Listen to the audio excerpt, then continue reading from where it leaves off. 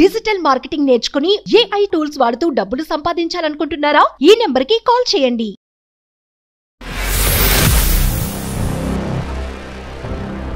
అందరికీ నమస్కారం.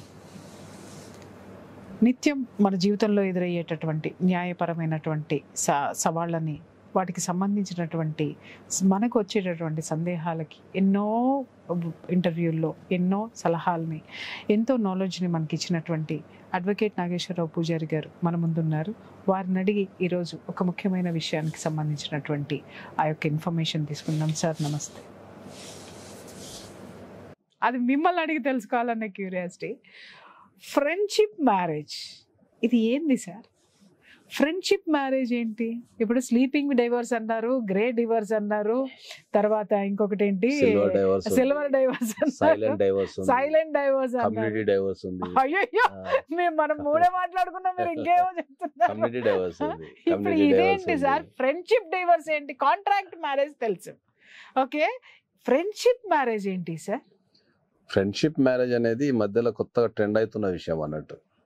దీన్ని జపాన్లో బాగా పాపులర్. ఇది ఫ్రెండ్షిప్ మ్యారేజ్ అనేది జపాన్లో చాలా పాపులర్. ఇది జపాన్లో పాపులర్ అయితే మన ఇండియాలో వాళ్ళు ఎందుకు ఊళ్ళు ఊరుతున్నారు? వస్తుంది ఇక ఒక ట్రెండ్ ఎక్కడైనా స్టార్ట్ అయింది ట్రెండ్ ఎక్కడైనా స్టార్ట్ అయింది అనుకో, అది ప్రపంచవ్యాప్తంగా చుట్టేస్తుంది. కాబట్టి ఇక దాని కూడా వచ్చే అవకాశం ఉంది. చెప్పండి అసలు దాని గురించి ఏంటి? విపరీతమైన టాపిక్ నడుస్తుంది దాని మీద.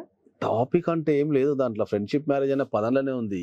ఇద్దరు ఫ్రెండ్స్ పెళ్లి చేసుకోవడాన్ని ఫ్రెండ్షిప్ మ్యారేజ్ అంటాం, అంతే. ఇంకా దాన్ని ఫ్రెండ్స్ పెళ్లి చేసుకుంటే ఫ్రెండ్షిప్ మ్యారేజ్ అంటారా? దీంట్లో ట్విస్ట్ ఏముంటది అంటే, ఇద్దరు ఫ్రెండ్స్ పెళ్లి చేసుకుంటారు, కానీ ఫిజికల్ కాంటాక్ట్ లో ఉండరు ఎప్పటికీ.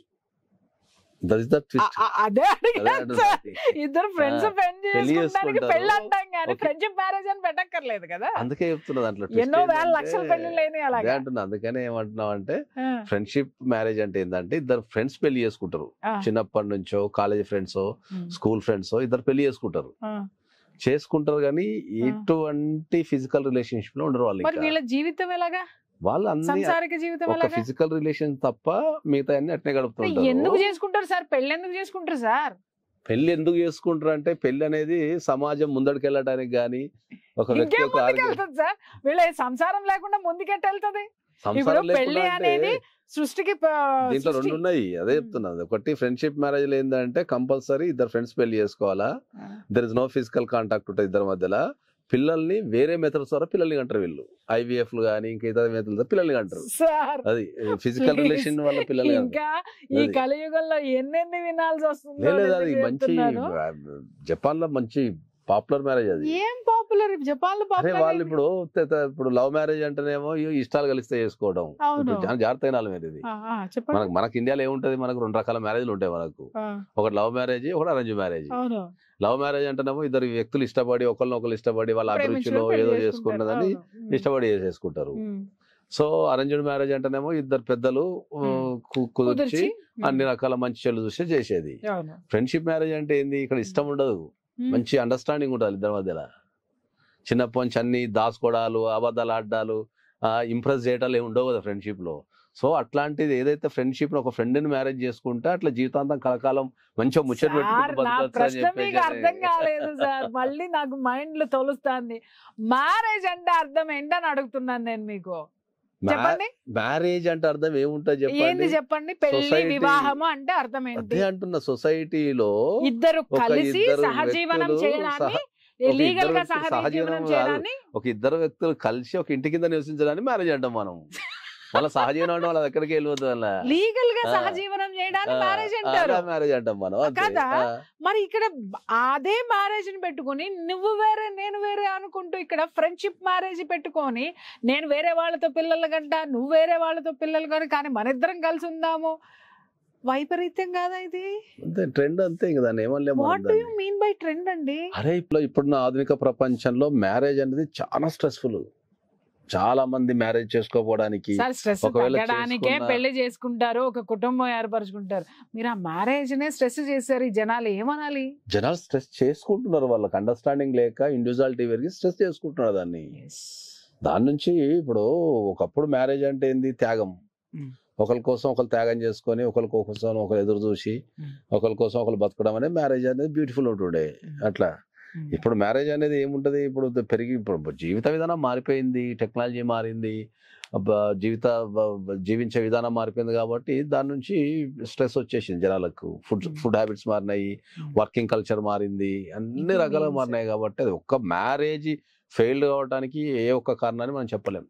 ప్రతిదీ ప్రతిదీ ఉన్నది కాబట్టి అదే ఒక ఇప్పుడు ఫ్రెండ్షిప్ లో ఉంటే ఇప్పుడు అది బాగా ఎందుకు పాపులర్ అయింది అంటే, ఫ్రెండ్షిప్ మ్యారేజ్ బాగా ఎందుకు పాపులర్ అయింది అంటే దీంట్లో ఒకరినొకరు ఇంప్రెస్ చేసుకోవడం ఉండదు ఫ్రెండ్షిప్ లో. తర్వాత ఇంప్రెస్ ఏమి ఉండదు అంటే ఇప్పుడు కొత్త ఉండదు. అదే అంటున్నా, ఇంప్రెస్ అంటే ఏముంటది అంటే అక్కడ ఏమో డిఫరెంట్ లాజిక్ ఏంటి అనేది నాకు అర్థం. లాజిక్ అంటే అదే చెప్తున్నాం. ఇప్పుడు మనము ప్రపంచంలో మీరు ప్రతిదీ బ్లడ్ రిలేషన్షిప్ ఉంటది. ఒక బ్లడ్ రిలేషన్షిప్ లేకుండా హైయెస్ట్ వాల్యూ ఇచ్చేది ఫ్రెండ్షిపే. కరెక్టే అదేదా, కరెక్టే మీరు అన్నట్టు బాండింగ్ అండర్స్టాండింగ్ బ్లడ్ రిలేషన్. కొన్ని సందర్భాల్లో కాదు, అన్ని సందర్భాల్లో కాదు. మీరు గుర్తుపెట్టుకోండి, ఎప్పుడైనా కూడా మీరు గుర్తుపెట్టుకోండి, లైఫ్ లో మనకి ఏ గొడవ వచ్చినా, ఏ పంచాయతీ అయినా, ఇంట్లో ఏ గొడవ వచ్చినా ఫ్యామిలీ మెంబర్స్ కంటే ఎక్కువ ఫస్ట్ ఫ్రెండ్స్ ని ఎవరు కాంటాక్ట్ చేయండి అని మాట్లాడతారు తెలుసా. ఎందుకు అంటే అక్కడ దాపరికాలు ఉండవు, అక్కడ ఆ ఫ్రెండ్ ని మనం అట్లే యాక్సెప్ట్ చేస్తాము, అతనుకున్న హ్యాబిట్స్ కానీ లేకపోతే అవి కానీ ఇవి కానీ అట్లే యాక్సెప్ట్ చేస్తాం కాబట్టి ఆ ఫ్రెండ్షిప్ లో బ్యూటిఫుల్ ఉంది కాబట్టి దాన్నే మ్యారేజ్ కింద మార్చుకుంటే ఎట్లుంటుంది ఫ్రెండ్షిప్ మ్యారేజ్. కానీ ఇక్కడ నాకు ఒక డౌట్ వస్తుందని చెప్పండి, ఆ పెళ్లి అనేటటువంటిది అనగానే మళ్ళీ ఈ విధానం మారిపోదా? మారిపోతుందేమోననే వాళ్ళు ఫిజికల్ కాంటాక్ట్ వద్దు అంటున్నారు. దాంట్లో ఫిజికల్ కాంటాక్టే ఇప్పుడు ఉన్న అనర్థాలన్నిటికీ కారణం అంటారా? మళ్ళా దానికి ఉన్న బ్యూటీ చెడిపోతుంది, ఆ ఫ్రెండ్షిప్ మ్యారేజ్ ఉన్న బ్యూటీ చెడిపోద్దనే దాన్ని వద్దని చెప్తున్నారు. అందుకే దాన్ని ఫ్రెండ్షిప్ మ్యారేజ్ అని చెప్పి ఇద్దరు ఫ్రెండ్స్ పెళ్లి చేసుకుంటారు, ఒకే ఇంటి కింద ఉంటారు. పెళ్లికి ఉండాల్సిన అన్ని లక్షణాలు ఉంటాయి ఎక్సెప్ట్ ఫిజికల్ రిలేషన్షిప్. పిల్లల్ని కూడా కంటారు, ఇతర పద్ధతుల ద్వారా పిల్లల్ని కంటారు. ఇద్దరు పోతారా యాక్సెప్టెడ్. అంటే ఇతర పద్ధతుల ద్వారా అంటే మనకు సరోగసి కావచ్చు, వాట్ ఎవర్ ఇట్ మీన్స్ అనేది అది కాన్సెప్ట్ అది. So that is very popular in the Japan. నాకు ఈ మధ్య రీసెంట్ గా వింటుంటే దాని మీద డౌట్ వచ్చింది. బట్ హోప్ఫుల్లీ అది మన ఇండియాకి రాకూడదని నేను బలంగా విశ్వసిస్తున్నాను, కోరుకుంటున్నాను సార్. ఒకవేళ వస్తే మాత్రం మీరు ప్రత్యామ్నాయంగా దానికి ఏముంటాయి అనేది మళ్ళీ మనం చర్చించాల్సి వస్తుందేమో. Okay, thank you.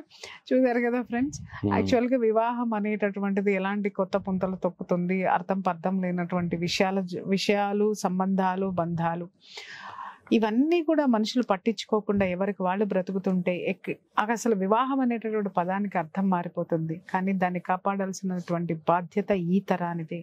దయచేసి డివోర్స్కి వెళ్ళే ముందు ప్రతి ఒక్కళ్ళు ఆలోచించండి, కలిసి ఉండే ప్రయత్నం చేయండి. మీకు ఎలాంటి న్యాయపరమైనటువంటి సలహాలు వివాహ బంధాన్ని నిలబెట్టుకోవడానికైనా సరే, దాంట్లో ఉన్నటువంటి ఏదైనా సరే మీకు సరైనటువంటి న్యాయ సలహాల కోసం స్క్రీన్ మీద కనిపించేటటువంటి నంబర్కి కాల్ చేయండి. నాగేశ్వరరావు పూజారి గారు మీకు అందుబాటులో ఉంటారు. Thank you. సుమన్ టీవీలో మీ పర్సనల్ అండ్ బిజినెస్ ప్రమోషన్స్ కోసం కింది నెంబర్కి కాంటాక్ట్ చేయండి.